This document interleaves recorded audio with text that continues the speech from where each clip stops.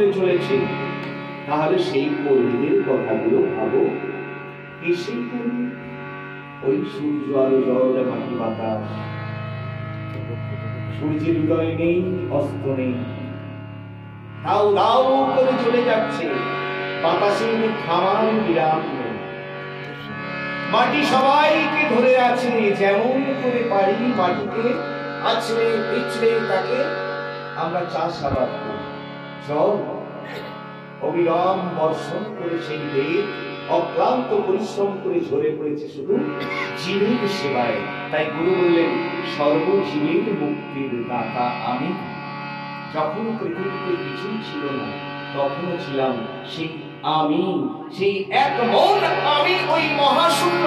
তিনি যে এই পৃথিবীর বুকে এলেন, এই ব্যাপারটাই আমরা বুঝতে পারলাম না। তাই আমাদের মধ্যে এত দুঃখ, জ্বালা, যন্ত্রণা, ব্যথা, বেদনা।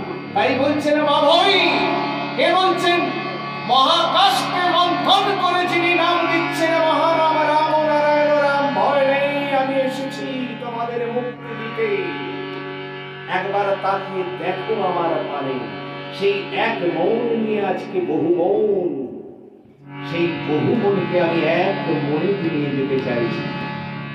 পূর্ব পশ্চিম উত্তর দক্ষিণ, আমার কাছে গেলে পূর্বও নেই, পশ্চিমও নেই, উত্তর নেই, দক্ষিণ নেই, মহাশূন্য শুধু চলছে আর চলছে, থামার কোনো অবকাশ নেই, থামলেই সেখানে বিপদ। তাই ahead বাম, বাম দেখে দেখে আমরা যেমন রাস্তা চলি, সম্মুখে স্কুল, এখানে বাম, এখানে হসপিটাল, হর্ন দেবেন না, নীরবতা পালন করে এগিয়ে চলুন।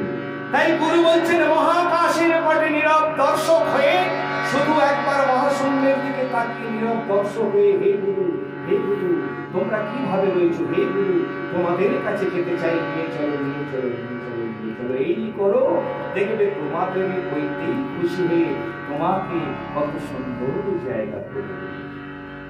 তাই আমার শ্রদ্ধেয় দাদা মলয় একটা পাঠ করছিলেন, গুরু আর তোমার মাঝখানে যেন কেউ না থাকে। আপনি গুরুকে ডাকছেন, আপনার মাঝখানে যেন কেউ না থাকে, একান্ত চিত্তে ডাকুন, দেখবেন গুরু সাড়া দিচ্ছেন। তাই বলছেন, কত দূর থেকে নেমে এসে তোমাদের সাথে কথা বলতে হয় জানো? বিজ্ঞান বলছে 1 সেকেন্ডে 3.5 বার টোটাল ইউনিভার্সকে হিট করে এসে তবে আমাদের কর্ণজনিতে সেই ভাষা বা ওঙ্কার ঢোকে। তাহলে এই দেহটা কত বড় কম্পিউটার। ত্রিশূল কথা বলবে, ঘরে ঘরে ত্রিশূল দেখবে। কোন ত্রিশূল? দাদা সবাই এরকম করে দেখুন, দেখবেন আপনি নিজেও ত্রিশূল হয়ে যাচ্ছেন। এই ত্রিশূল কথা বলবে। তাই কি বলছেন?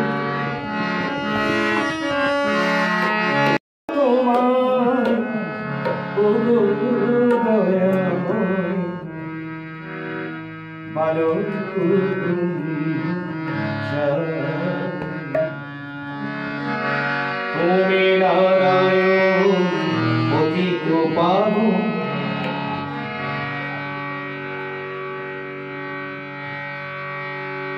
অসুর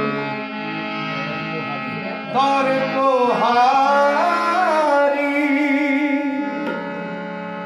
প্রণাম তোমায় দয়াময় বালক।